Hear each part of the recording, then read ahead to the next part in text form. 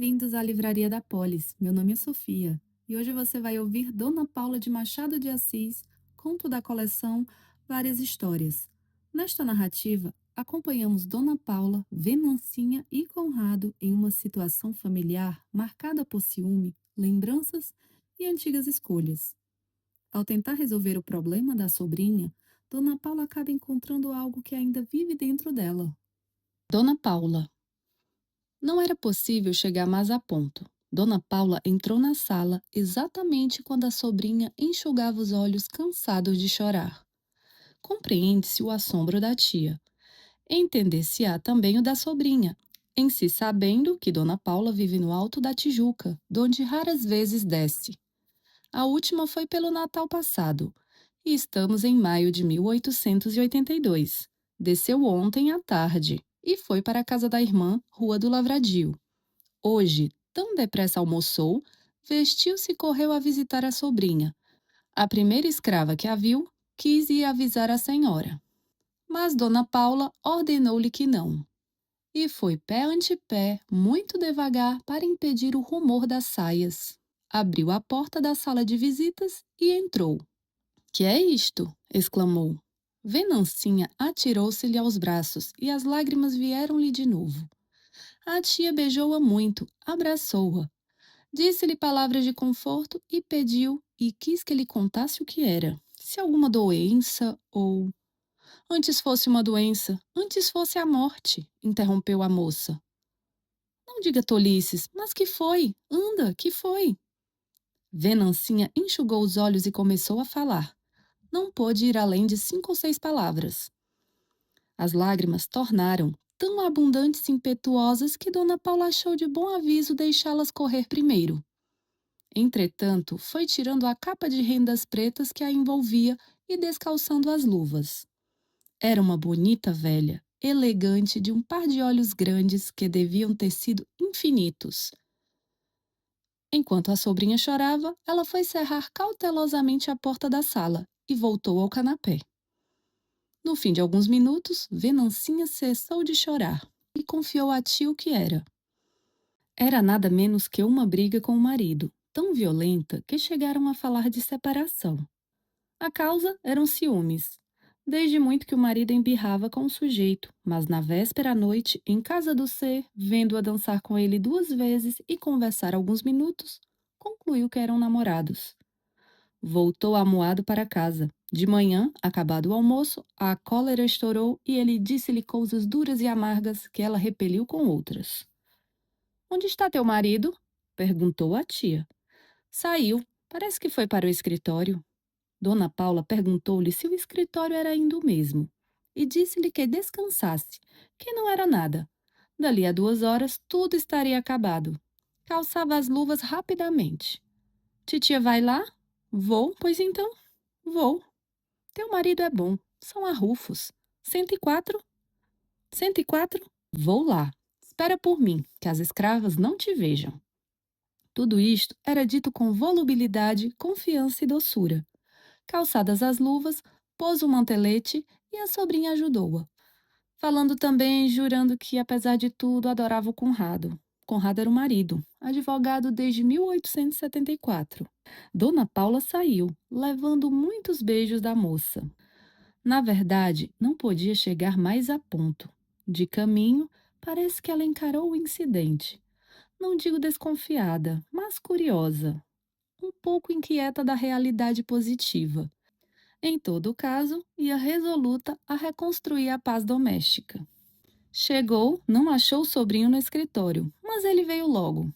E, passado o primeiro espanto, não foi preciso que Dona Paula lhe dissesse o objeto da visita. Conrado adivinhou tudo.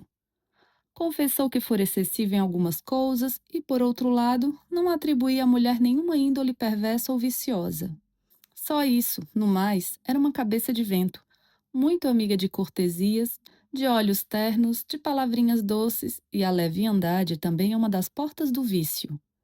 Em relação à pessoa de quem se tratava, não tinha dúvidas de que eram namorados.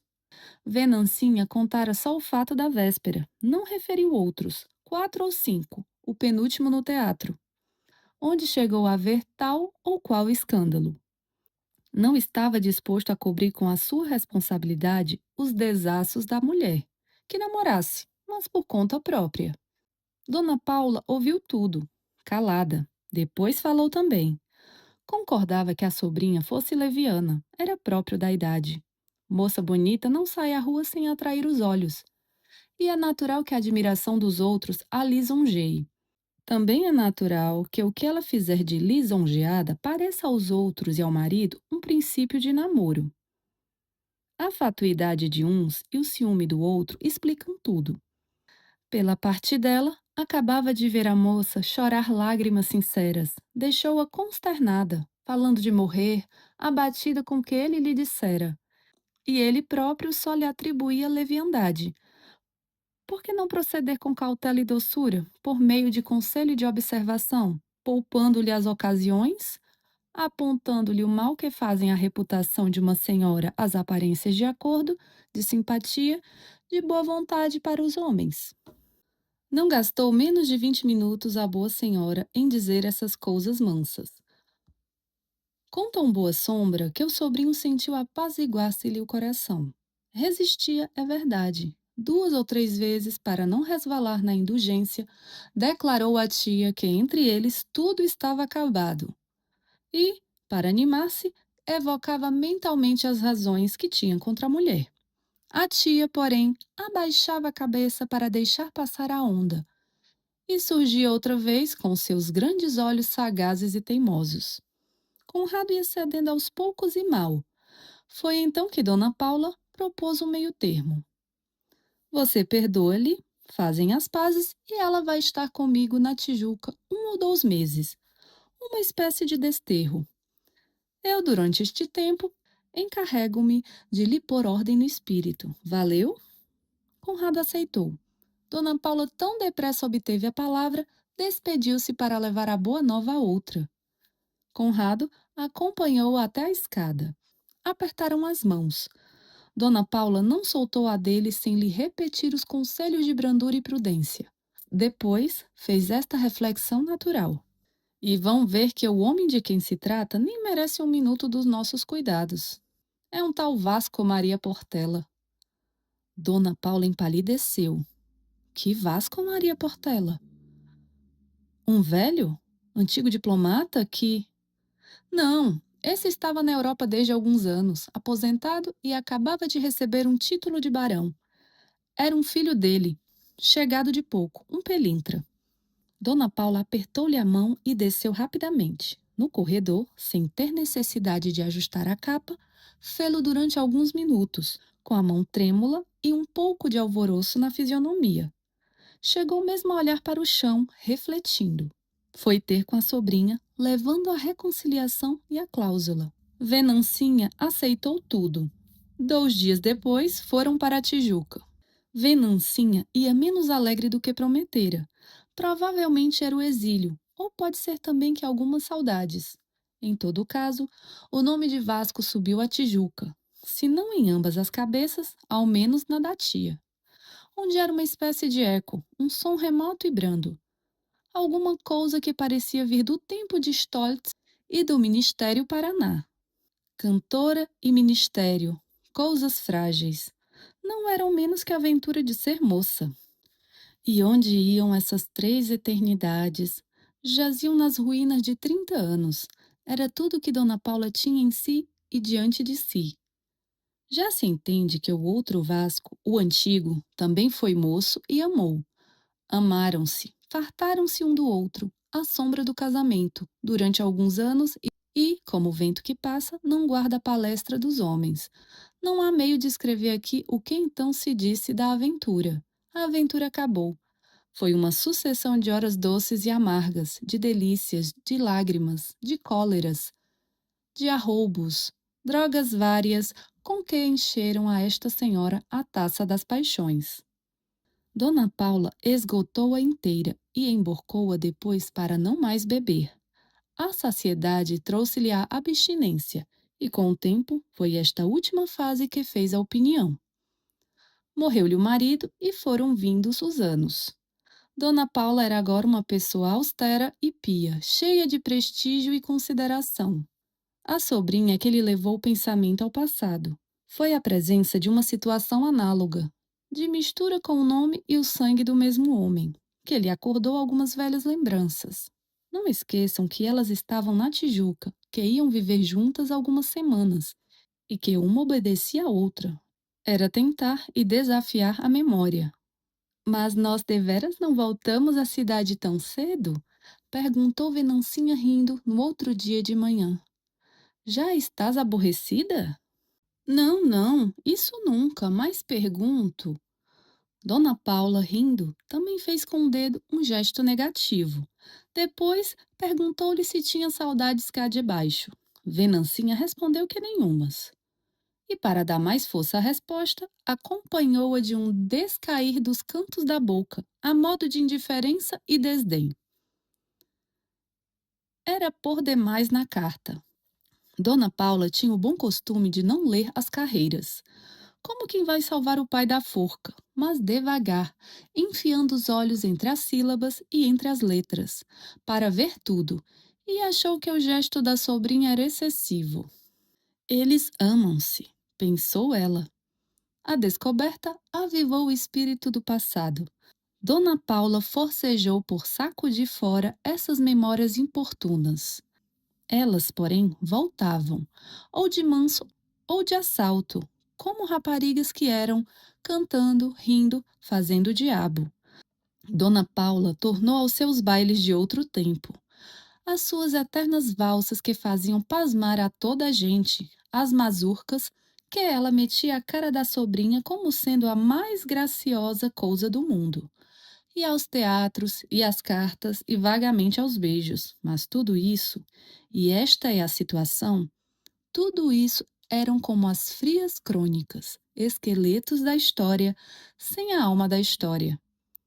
Passava-se tudo na cabeça. Dona Paula tentava emparelhar o coração com o cérebro, a ver se sentia alguma coisa além da pura repetição mental. Mas por mais que evocasse as comoções extintas, não lhe voltava nenhuma. Coisas truncadas. Se ela conseguisse espiar para dentro do coração da sobrinha, podia ser que achasse ali a sua imagem. E então, desde que esta ideia penetrou no espírito de Dona Paula, complicou-lhe um pouco a obra de reparação e cura. Era sincera, tratava da alma da outra, queria vê-la restituída ao marido. Na constância do pecado é que se pode desejar que outros pequem também, para descer de companhia ao purgatório. Mas aqui o pecado já não existia. Dona Paula mostrava à sobrinha a superioridade do marido, as suas virtudes e assim também as paixões, que podiam dar um mau desfecho ao casamento, pior que trágico, o repúdio. Conrado, na primeira visita que lhes fez, 9 dias depois, confirmou a advertência da tia. Entrou frio e saiu frio. Venancinha ficou aterrada. Esperava que os 9 dias de separação tivessem abrandado o marido. E, em verdade, assim era. Mas ele mascarou-se à entrada e conteve-se para não capitular. E isto foi mais salutar que tudo mais. O terror de perder o marido foi o principal elemento de restauração. O próprio desterro não pôde tanto. Vai senão quando, 2 dias depois daquela visita, estando ambas ao portão da chácara, prestes a sair para o passeio do costume, viram vir um cavaleiro. Venancinha fixou a vista, deu um pequeno grito e correu a esconder-se atrás do muro. Dona Paula compreendeu e ficou. Quis ver o cavaleiro de mais perto. Viu-o dali a 2 ou 3 minutos, um galhardo rapaz elegante com as suas finas botas lustrosas, muito bem posto no selim. Tinha a mesma cara do outro Vasco, era o filho. O mesmo jeito da cabeça, um pouco à direita, os mesmos ombros largos, os mesmos olhos redondos e profundos.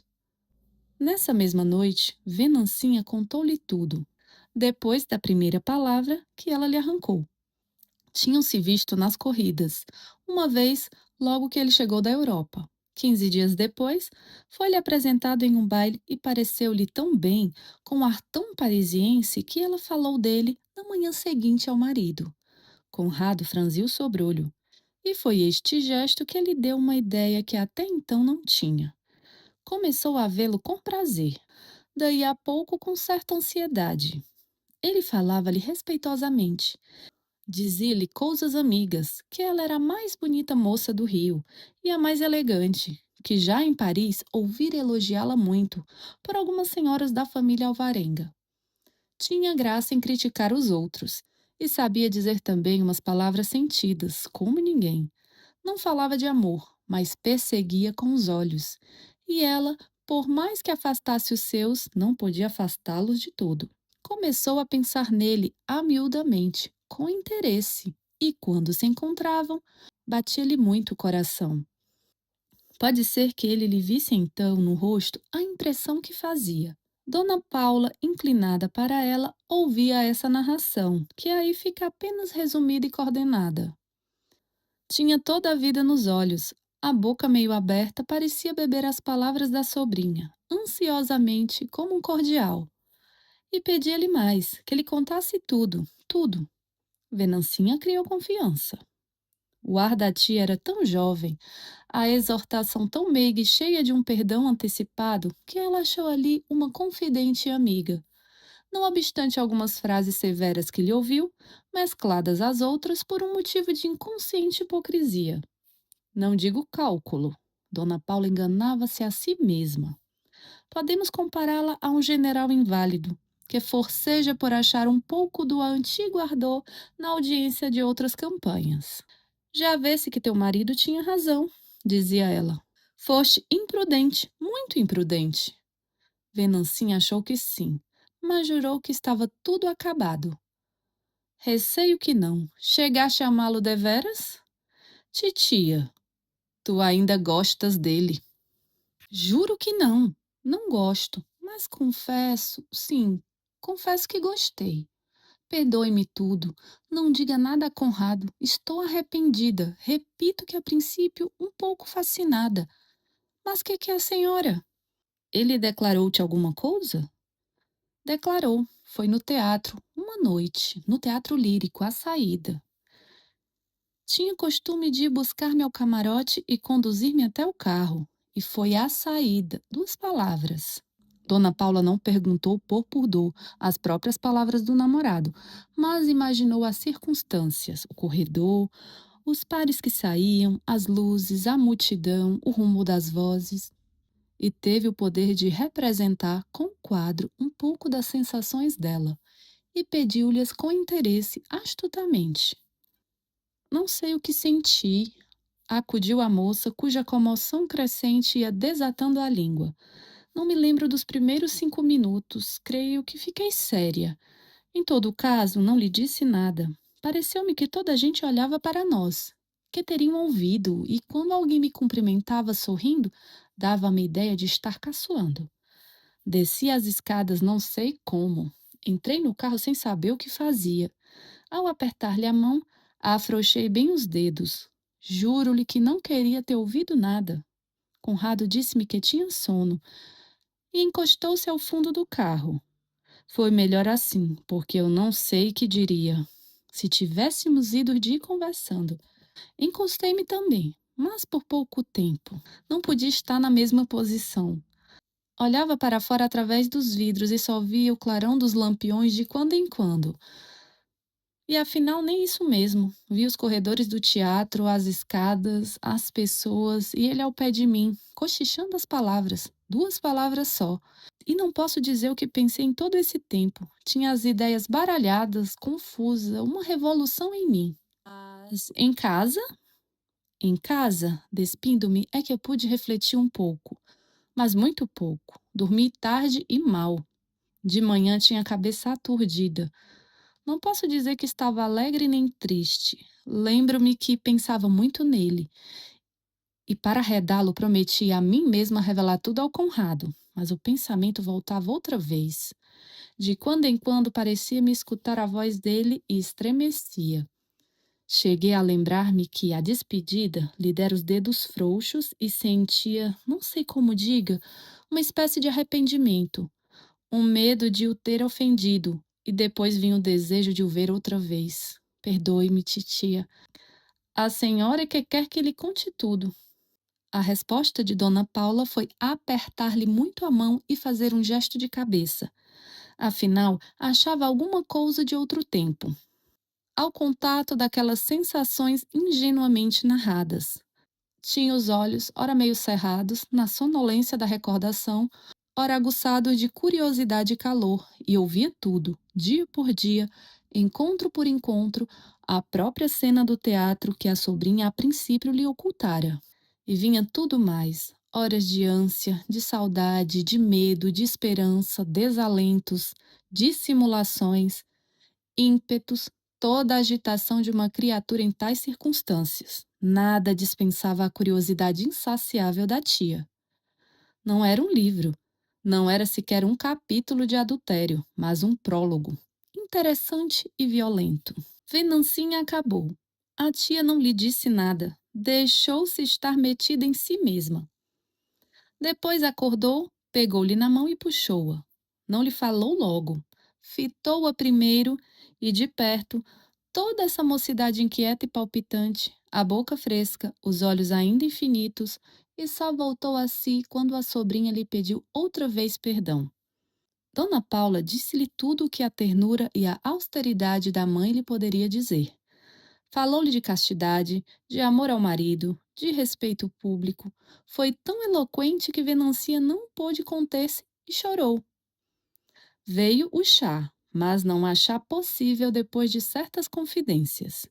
Venancinha recolheu-se logo, e como a luz era agora maior, saiu da sala com os olhos baixos, para que o criado lhe não visse a comoção. Dona Paula ficou diante da mesa e do criado. Gastou 20 minutos ou pouco menos em beber uma xícara de chá e roer um biscoito. E apenas ficou só, foi encostar-se à janela que dava para a chácara. Ventava um pouco. As folhas moviam-se, sussurrando. E conquanto não fossem as mesmas do outro tempo, ainda assim perguntavam-lhe: Paula, você lembra-se do outro tempo? Que esta é a particularidade das folhas, as gerações que passam contam às que chegam as coisas que viram. E é assim que todas sabem tudo e perguntam por tudo. Você lembra-se do outro tempo? Lembrar, lembrava, mas aquela sensação de há pouco, reflexo apenas, tinha agora cessado. Em vão repetia as palavras da sobrinha, farejando o ar agreste da noite. Era só na cabeça que achava algum vestígio, reminiscências, coisas truncadas. O coração empacara de novo. O sangue ia outra vez com a andadura do costume. Faltava-lhe o contato moral da outra. E continuava, apesar de tudo, diante da noite que era igual às outras noites de então. E nada tinha que se parecesse com as do tempo da Stoltz e do Marquês de Paraná. Mas continuava. E lá dentro, as pretas espalhavam o sono contando anedotas. E diziam uma ou outra vez impacientes: Sim, a velha hoje deita tarde como o diabo. Gazeta de Notícias, 12 de outubro de 1884. Você ouviu Dona Paula de Machado de Assis. Neste conto, uma conversa sobre o casamento de Venancinha acaba abrindo espaço para a memória de Dona Paula.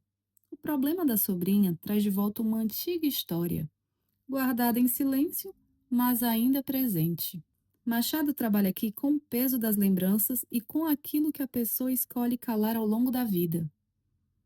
No fim, fica a pergunta: o que pesa mais? Aquilo que vivemos ou aquilo que nunca conseguimos contar por inteiro? Se você gostou dessa leitura, curta o vídeo, inscreva-se no canal e acompanhe a Livraria da Polis para continuar ouvindo os clássicos. Até uma próxima leitura.